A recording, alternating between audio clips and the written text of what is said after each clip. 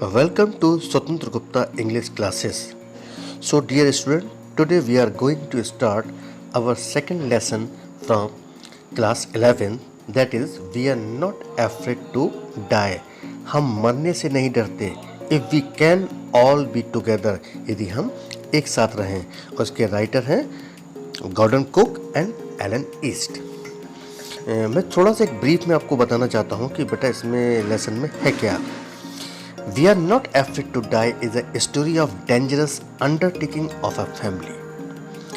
The narrator decided to duplicate the round-the-world voyage made 200 years by Captain James Cook. The family faced many difficulties and overcame with courage and patience. The strong gales and gigantic waves terrified them and shook their faith. But they did not give up and reached an island in the vast sea safely. कुछ इसमें बेटा word meaning भी दिए हुए हैं जिनके मैं आपको मीनिंग बता देता हूँ इस अकॉर्डिंग के, इस चैप्टर के अकॉर्डिंग. हॉनिंग अ सी फारिंग स्किल मीन्स अपनी जो समुद्र में जाने की जो योजना थी उसको शार्प करना. ओमियस साइलेंस मीन्स अपशकुन वाला खामोशी. मेडे कॉल्स मीन्स मदद के लिए कोई सिग्नल देना. Pin prix in the vast ocean, ऐसा लगता था कि बड़े से समुद्र में छोटे छोटे सुराख हो गए हैं, छेद हो गए हैं. अ टॉसल्ड हेड, एक बिखरा हुआ हेड मीन्स इस स्टोरी में क्या है और उनसे रिलेटेड ये वर्ड क्या है जानने के लिए हम इस एपिसोड को आगे बढ़ाते हैं और लाइन बाय लाइन एक्सप्लेनेशन करते हैं. यदि आपको ये एक्सप्लेनेशन पसंद आता है तो एक लाइक ठोके हुए बेटा नहीं जाना, इससे हमको क्या है मोटिवेशन मिलता है. So let's start our chapter. In July 1976 my wife Mary, son Jonathan 6, daughter Suzanne 7. जुलाई 1976 में नरेटर बताता है कि मैं अपनी पत्नी मैरी, पुत्र जोनाथन जो उसकी 6 साल का था, डॉटर यानी उसकी पुत्री सुजैन 7 साल की थी, and I set sail from Plymouth England to duplicate the round the world voyage made 200 years earlier by captain James Cook. बताता है 1976 में अपनी पत्नी जोनाथन मैरी, जोनाथन पुत्र और सुजैन पुत्री के साथ इंग्लैंड का एक इलाका है प्लेमाउथ से रवाना हुए और उस समुद्री यात्रा को दोहराने के लिए जो कैप्टन जेम्स कुक ने 200 साल पहले की थी. मैं भी उसको रिपीट करना चाहता था. फॉर द लॉन्गेस्ट टाइम, बहुत लंबे समय से, Mary and I, a 37-year-old businessman, Mary और मैं जो कि 37 साल का एक बिजनेसमैन था, had dreamed of selling in the wake of the famous explorer. मैंने एक सपना देखा था कि एक फेमस एक्सप्लोरर का. And for the past 16 years, we had spent all our leisure time honing our seafaring skill in British water. और पिछले 16 साल से हम लोग जितना भी अपना खाली समय होता था, जितना भी आराम का समय होता था, हम अपनी परफेक्शन को पूरा कर रहे थे, उसको शार्प कर रहे थे.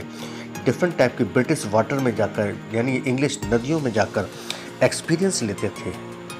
Our boat Wave Walker 23 metre, हमारी नाव जिसका वेव वेव वॉकर था 23 मीटर की थी.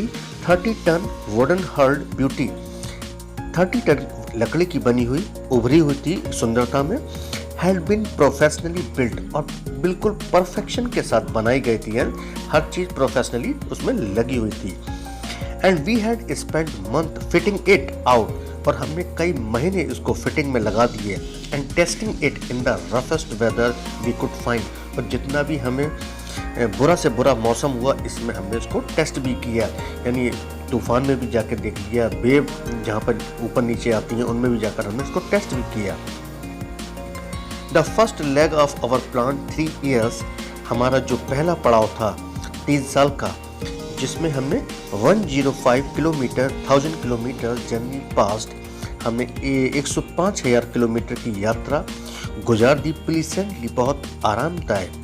As we sail down the west coast of Africa to Cape Town, जब हम वेस्ट कोस्ट से होते हुए अफ्रीका के माध्यम से केप टाउन जा रहे थे।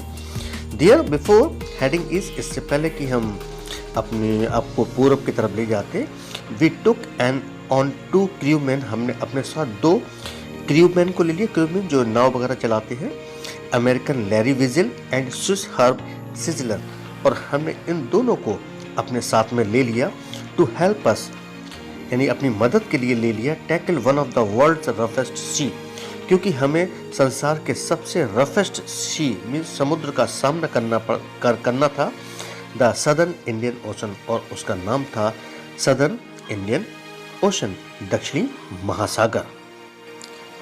On our second day out of Cape Town we began to encounter strong Gales.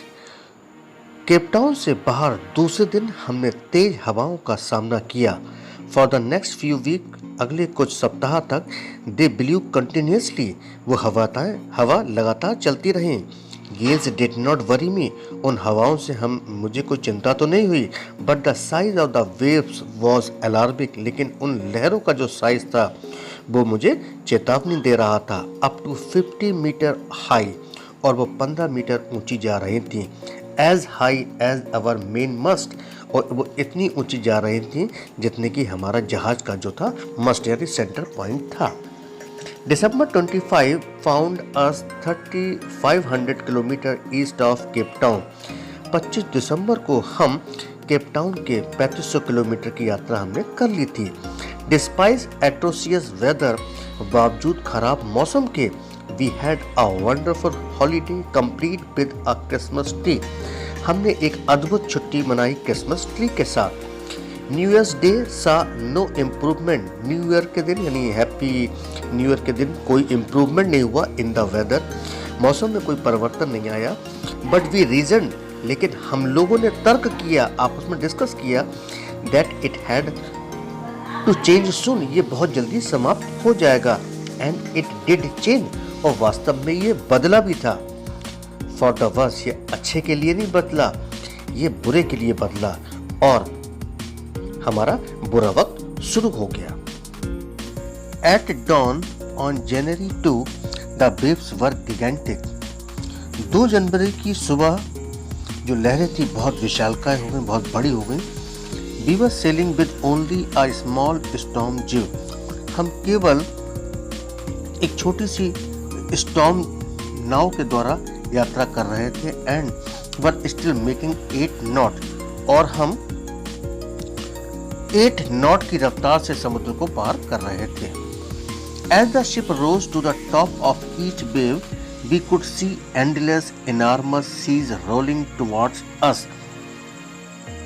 जैसे ही जहाज हर लहर की वजह से ऊपर की ओर उठता, तो हमें अनंत विशाल समुद्र को अपनी तरफ आते देख सकते थे। And the screaming of the wind, और हवा की चीख पुकार देख सकते थे। And spray was painful to the ears, और जो स्प्रे यानी बौछार जो आ रही थी तेजी से, और हवा की जो आवाज़ थी हमारे कानों में दर्दनाक महसूस हो रही थी। To slow the boat down, नाव को धीमा करने के लिए वी ड्रॉप द स्टॉर्म जिव, हमने छोटी सी पतवार को खोल दिया। And laced a heavy mooring rope, एक बड़ी सी रस्सी बनाई, इन अ लूप, उसका फंदा बनाया अक्रॉस द स्टर्न, और जहाज के पिछले हिस्से से बांध दिया। Then we double lashed everything, इसके बाद हमने हर चीज को 2 बार बांध दिया। Went through our life raft drill, तब हमने अपनी जो जीवन सुरक्षा वाली नाव थी वो निकाली। अटैच्ड लाइफ लाइन, अपने आप को रस्सी से बांधा। डोंट ऑयल स्किन, हमने मोम जामा टाइप का एक बरसाती टाइप की पहली, रेनकोट कह सकते हैं आप। एंड लाइफ जैकेट, और जीवन रक्षक जैकेट पहन ली। एंड वेटेड, और इंतजार करने लगे। The first indication of impending disaster came at about 6 PM with an ominous silence, आगामी विनाश जो था जिसका पहला संकेत एक अशुभ सी खामोशी के साथ शाम 6 बजे आया। द विंड ड्रॉप, हवाएं रुक गईं। And the sky immediately grew dark, और आसमान काला सा हो गया तुरंत ही। Then came a growing roar, तब एक जोर की दहाड़ सी आई। And an enormous cloud towered over the ship, तब एक बड़ा सा बादल टाइप का जहाज की तरफ आया। विद हॉरर, बहुत ही डर के साथ, आई रियलाइज, इस चीज को मैंने महसूस किया, that it was not a cloud, ये एक बादल नहीं था, बट अ वेव लाइक, कुछ लहर की तरह था। No other I had ever seen, ये मैंने कभी भी ऐसी नहीं देखी थी। इट अपीयर्ड परफेक्टली वर्टिकल, ये बिल्कुल विकराल रूप से थी। And almost twice the height of the other waves, और ये अन्य लहरों से दुगनी ऊंची थी। With a frightful breaking crest, ये एक टूटती हुई भयानक पहाड़ की तरह लग रही थी। The roar increased to a thunder as the stern moved up the face of the wave. जो दहाड़ थी वो एक थंडर, एक गड़गड़ाहट में परिवर्तित हो गई जैसे ही जहाज का पिछला भाग लहरों से ऊपर की ओर उठा। And for a moment I thought we might ride over it. एक क्षण तो मुझे ऐसा लगा कि हम इस पर चढ़ सकते हैं। But then a tremendous explosion shook the deck. तब क्या हुआ? तभी एक विशाल विस्फोट सा हुआ जिसने डेक को हिला दिया। A torrent of green and white water broke over the ship. हरे और सफेद पानी का जोरदार बहाव जहाज पर टूट पड़ा। My head smashed. मेरा जो सिर था वो टकराया into the wheel. पहिए में जाकर टकराया। And I was aware of flying overboard.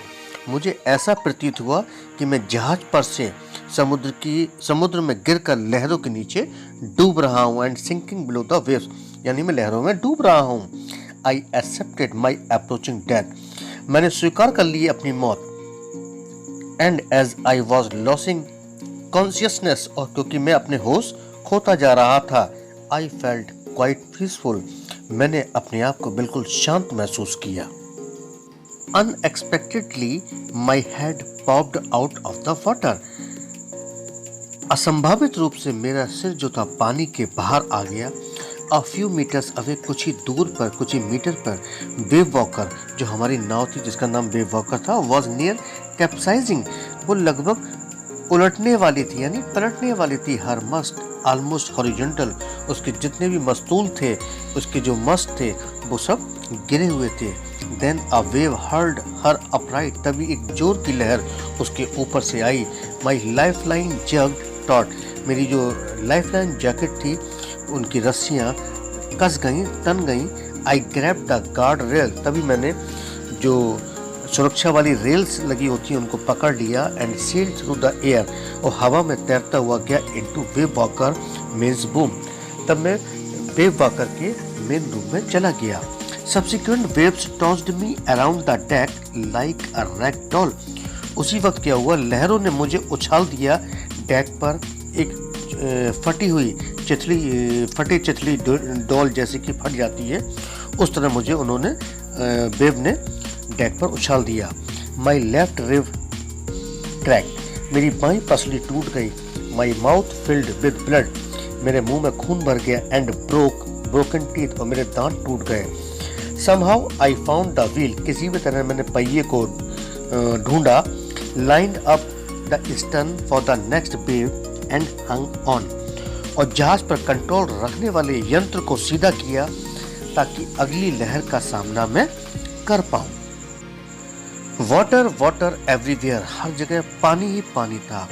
I could feel that the ship had water below, मैंने महसूस किया कि जहाज के निचले हिस्से में पानी ही पानी है। But I dared not abandon the wheel, लेकिन पहिए छोड़ने का मुझे साहस नहीं हुआ। टू इन्वेस्टिगेट, ताकि मैं इन्वेस्टिगेट कर पाऊं। सडनली, अचानक क्या हुआ, द फ्रंट हैच में जहाज का दरवाजा, सामने का जहाज का दरवाजा वॉज थ्रोन ओपन, बहुत तेजी से खुला। एंड मैरी अपीयर्ड, और मुझे मैरी दिखाई पड़ी। वी आर सिंकिंग, हम डूब रहे हैं। शी स्क्रीम्ड, उसने चिल्लाकर कहा। द डेक्स आर स्मैश्ड, सारे डेक टूट गए हैं। We are full of water, हम पानी से भरे हुए हैं। Take the wheel, I shouted. मैंने कहा पहिए को पकड़ो। As I scrambled for the hatch, और मैं जहाज के दरवाजे की तरफ बढ़ा। Larry and her were pumping like madman. Larry और हर पागलों जैसी हरकतें कर रहे थे। वो पंपिंग कर रहे थे, पानी को बाहर निकाल रहे थे।